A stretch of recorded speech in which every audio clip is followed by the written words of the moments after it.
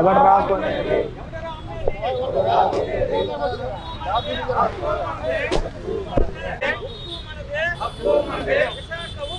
ఆంధ్ర హక్కు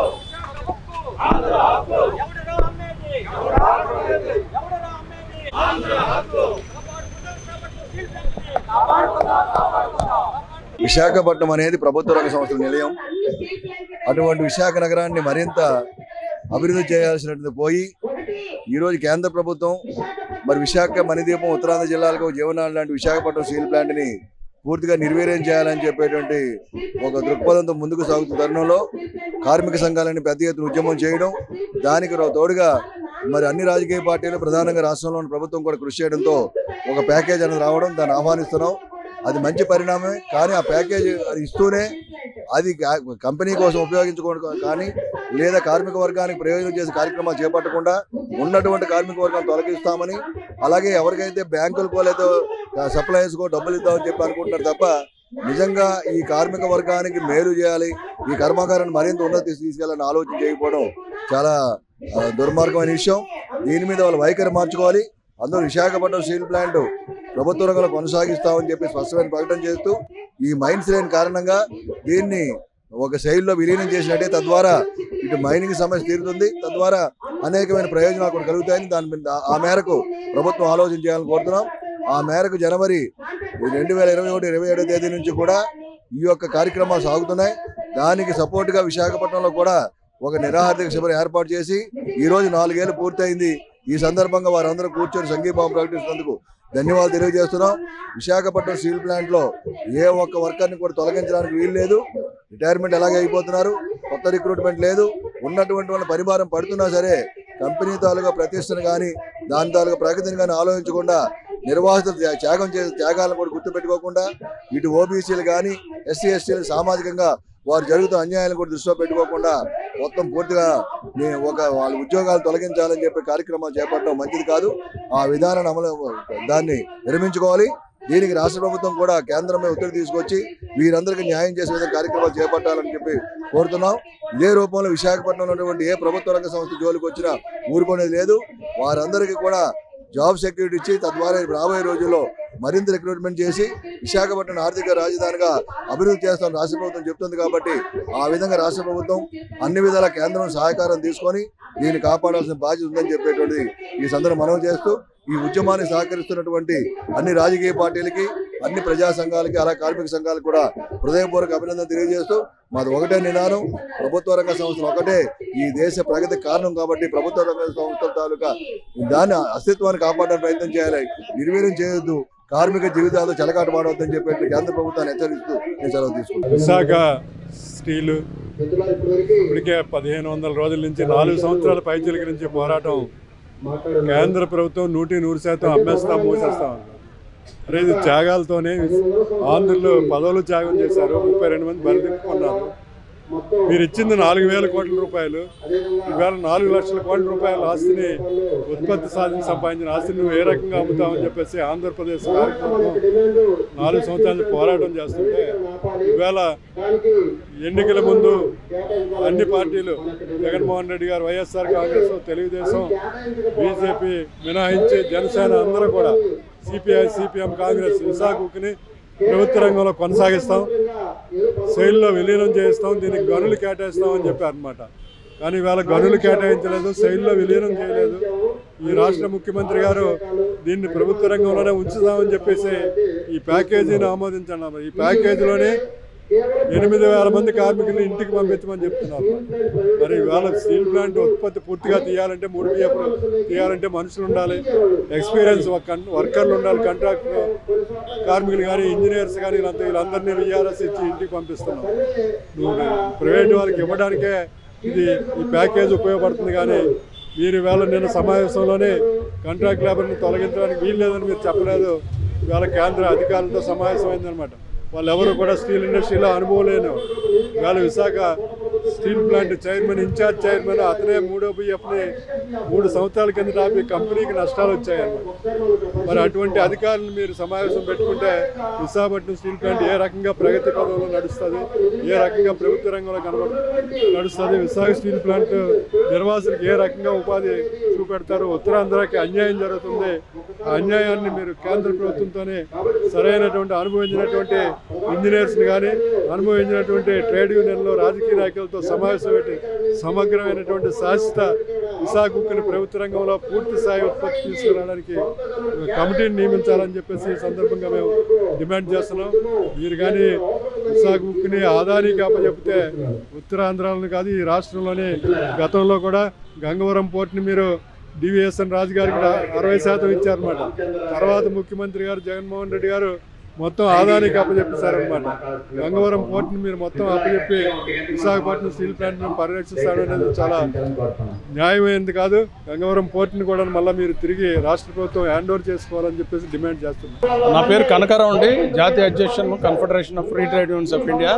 ముఖ్యంగా central government తీసుకున్న January 27, 2001లో తీసుకున్న ఒక నిర్ణయం స్ట్రాటజిక్ డిస్ఇన్వెస్ట్మెంట్ మీద గత స్టీల్ ప్లాంట్ ఉద్యోగులతో పాటు కూడా సిటీలో ఉన్న అన్ని కార్మిక సంఘాలతో పాటు మా సంఘం కూడా ఈ 4 సంవత్సరాలు బట్టి ఈ ఉద్యమంలో పాల్గొంటూ అనేక పోరాటాలు చేసాం, మీ అందరికీ తెలిసిందే. ఇక ఇప్పుడు లేటెస్ట్గా ఏంటంటే ప్యాకేజ్ పేరిట జనాల్ని మభ్యపెట్టడం, మిస్లీడ్ చేయటం ఈ పొలిటీషియన్స్, తర్వాత సెంట్రల్ గవర్నమెంట్, స్టేట్ గవర్నమెంట్ చేసిన పనికి వ్యతిరేకంగా మనం పోరాటం చేయకపోతే దీన్ని రక్షించుకోలేము. కాబట్టి ప్రధానంగా మీలాంటి మీడియా ద్వారా ప్రజల్లోకి తీసుకెళ్లి ఈ ఉద్యమాన్ని ఉధృతం చేయడం ఒకటే లక్ష్యం. ఒక పక్క ఈ ప్యాకేజ్ కుట్రలో భాగంగా ఏంటంటే అసలు ప్యాకేజ్ ఇస్తూ మరి వర్కర్స్ని ఎందుకు మీరు VRSలు పంపిస్తున్నారు, కాంట్రాక్ట్ లేబర్ని ఎందుకు మీరు తీస్తున్నారు? మరి వీకెండ్ చేయటం మూమెంట్ని, అసలైన సమస్యను పరిష్కరించడం ఎవరికీ లేదు వీళ్ళు. కాబట్టి ప్రధానమైన డిమాండ్ అంటే సేల్లో కలపాలని, క్యాప్టివ్ మైన్స్ ఇవ్వాలని. ఈ రెండు చేయకుండా ప్యాకేజ్ అని పేరిట మళ్ళీ వెనక్కి తీసుకోవటం, GST పేరిట బ్యాంకులు కట్టించి, దీన్ని కూడా అందరూ కూడా సివిలైజ్డ్ సొసైటీలో మనం ఉన్నాం.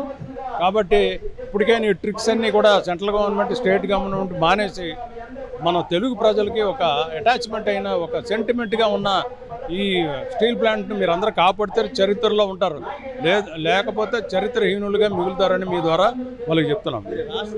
జాతీయ ప్రభుత్వాలు దీన్ని మొత్తం టోటల్గా ఆపేసాము దీన్ని అదే అది కుట్రలో బాగుంది, మిస్లీడ్ చేయటం, జనాన్ని తప్పుదో పట్టించే విధానమే. లేకపోతే కాంట్రాక్ట్ లేబర్ని తీయటమేంటి?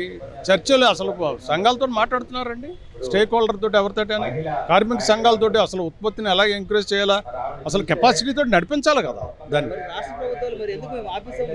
లేదండి, అన్నీ వక్ర భాష్యాలండి అవన్నీ ఉంటే మాకెందుకు ఈ సమస్యలో చక్కగా. రీసెంట్గా జరిగిన జనసేన సభలో దీన్ని మేము ఆపేమో, మా వాళ్ళు ఇది ఆగింది అంటారు. ఏమి లేదండి, తప్పు, పాపం అమాయకత్వం అది.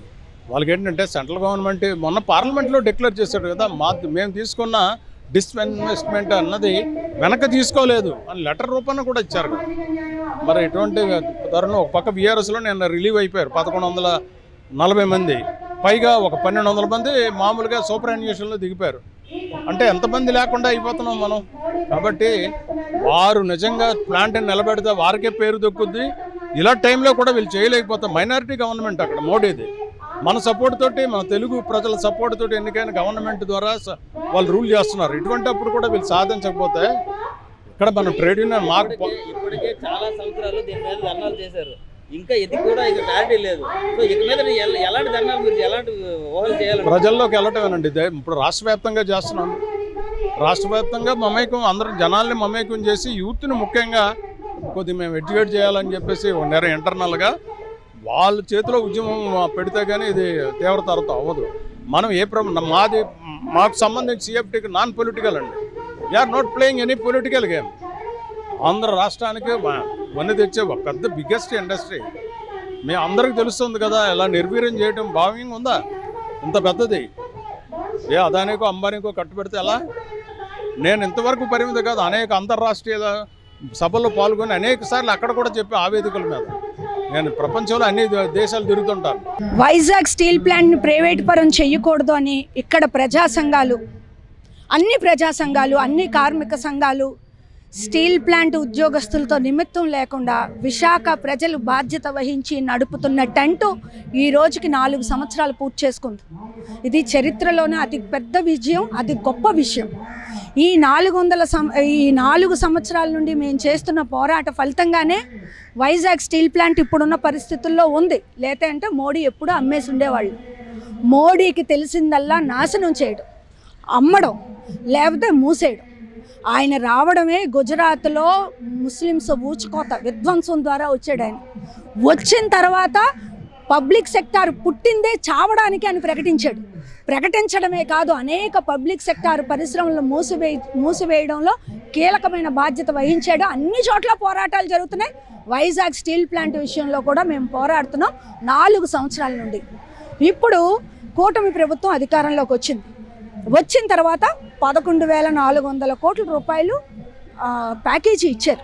ఈ ఇచ్చిన ప్యాకేజీని ఇచ్చాం కాబట్టి ఇప్పుడు ఉత్పత్తి పెంచండి అంటున్నారు. ఈ ప్యాకేజీని దేనికి వాడాలట? ముడుసరు కొనడానికి వాడడానికి లేదు, ఉద్యోగస్తుల జీతాల కోసం, కార్మికుల జీతాల కోసం వాడడానికి లేదు, మొత్తం ప్లాంట్ యొక్క బాగోగుల కోసం వాడడానికి లేదు, జిఎస్టీ కట్టడానికి, అప్పులు తీర్చడానికే వాడాలి. మరి ఉత్పత్తి ఎలా పెరుగుతుంది?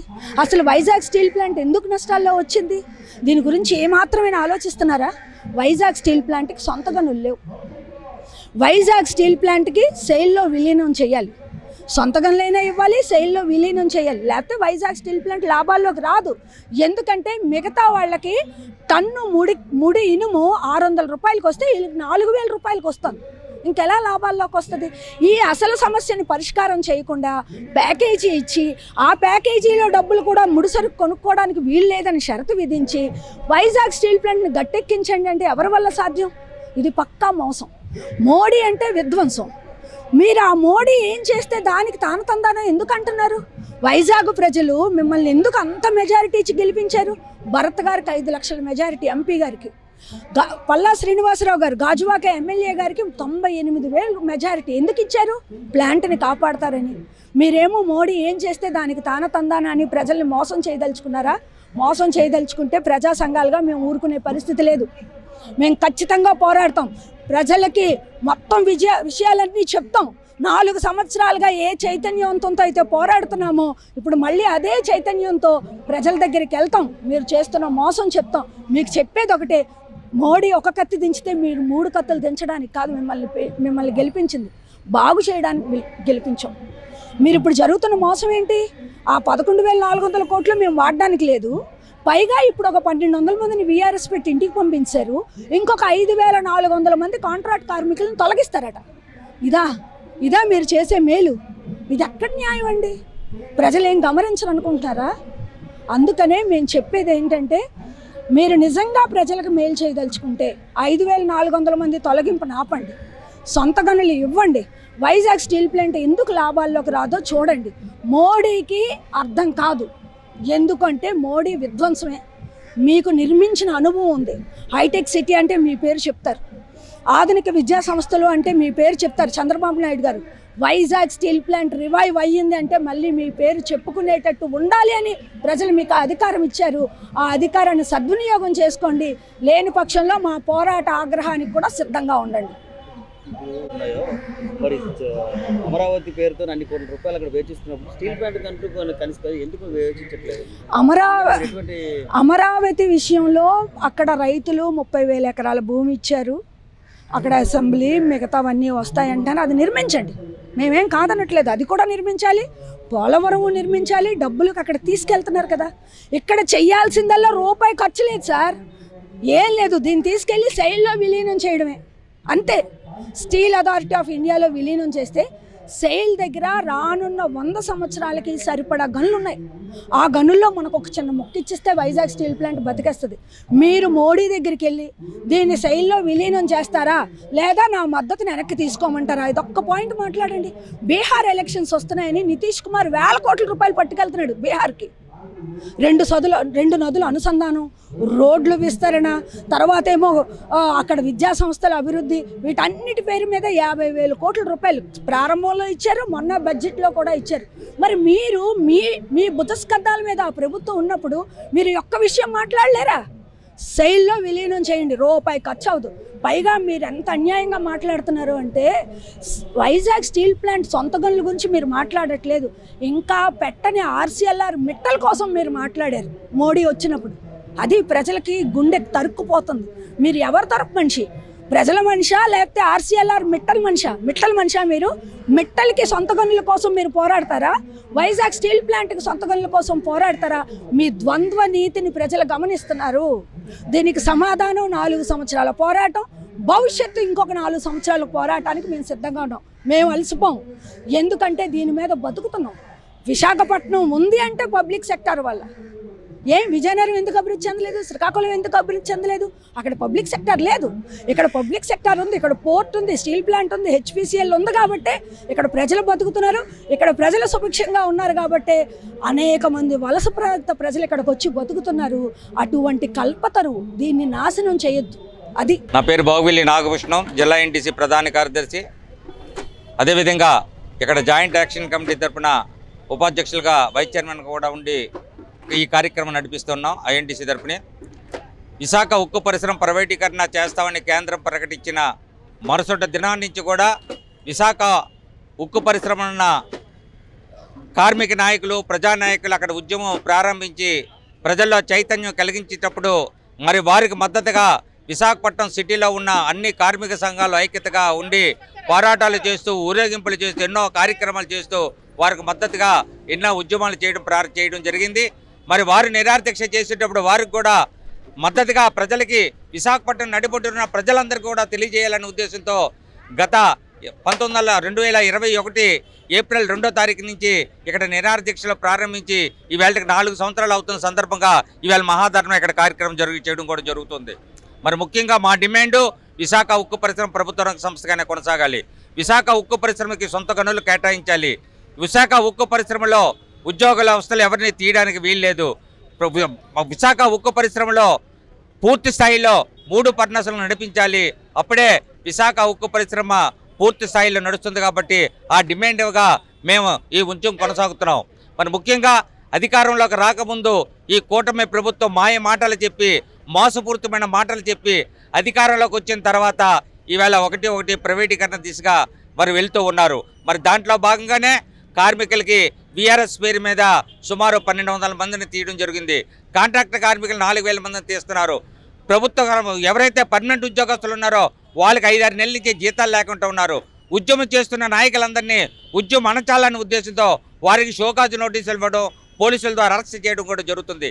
ఇవన్నీ ప్రైవేటీకరణ దిశగా చేయడంలో భాగస్వామిగానే ఈవేళ కూటమి ప్రభుత్వం దాన్ని చేస్తుందని చెప్పేసి మనం తెలియజేస్తూ, మరి మిత్రులు, శ్రేయోభిలాషులు, మరి భారతదేశ ప్రజల్ని కాపాడవలసిన బాధ్యతంగా ఉన్న మరి పత్రికా ప్రతినిధులు అందరూ కూడా కలిపి విశాఖ ఉద్యమాన్ని ముందుకు తీసుకెళ్లి విశాఖ ఉక్కు పరిశ్రమ ప్రైవేటీకరణ కాకుండా కాపాడడానికి మీరందరూ కూడా మీతో పాటు మేము భాగస్వాములే అందరూ కలిసికట్టుగా కృషి చేసి విశాఖ ఉక్కు పరిశ్రమ కాపాడుకుందామని చెప్పి మీడియా ద్వారా కూడా తెలియజేస్తూ ఉన్నాం.